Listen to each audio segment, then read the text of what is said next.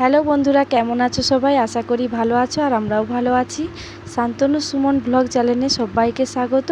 তো দেখতে থাকো আজ সারাদিন আমরা কি করি। পুকুর থেকে স্নান সেরে চলে এসেছি দেখো। তারপর সকাল সকাল রান্না বসিয়ে দিয়েছি, ভাত ফুটছে। আমাদের পাশেই একটা ছোট জঙ্গল আছে, সেখান থেকে পাতা কুড়িয়ে নিয়ে আসা হয়, সেই পাতা দিয়ে আমাদের রান্না করা হয়।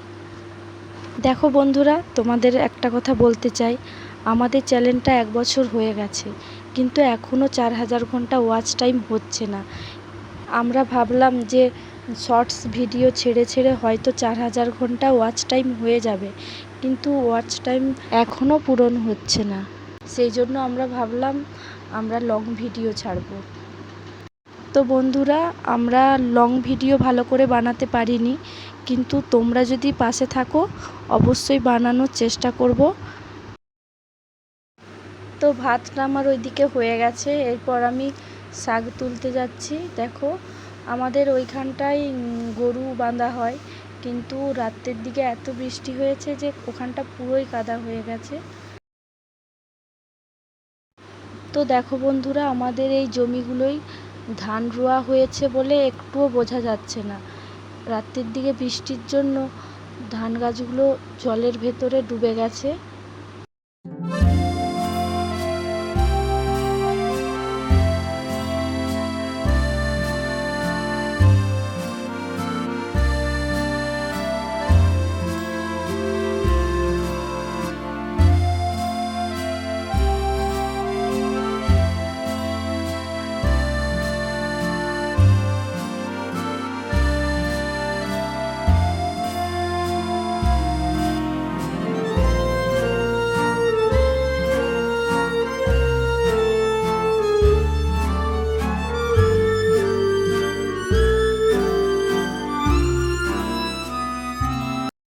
তো দেখো, আমাদের বাড়ির চারপাশটা একটু তোমাদের দেখিয়ে দিচ্ছি।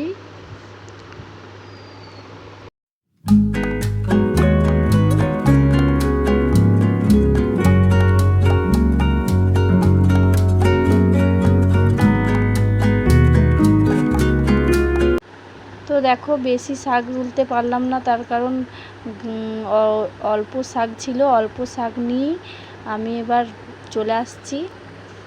রান্না হয়ে গেছে। রান্না হয়ে যাওয়ার পর এবার কাপড় জামাগুলো সব আমি গুছিয়ে তুলে রাখছি।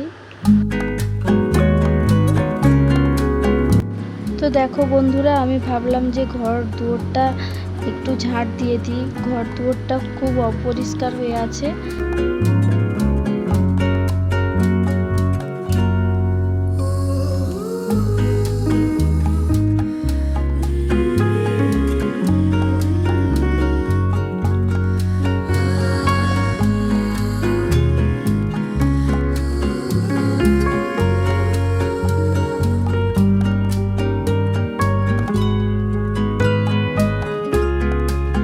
তো আমার ঝাড় দেওয়া হয়ে গেছে, এবার আমি ছেলেকে ভাত খাওয়াবো আর নিজেও ভাত খেয়ে নেবো। সেই জন্য ভাতগুলো বেড়ে আমি রেখে দিয়েছি।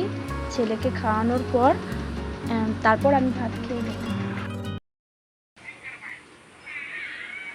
ডাল দিব তোকে, ডাল একটু মেখে দিচ্ছি ভাত।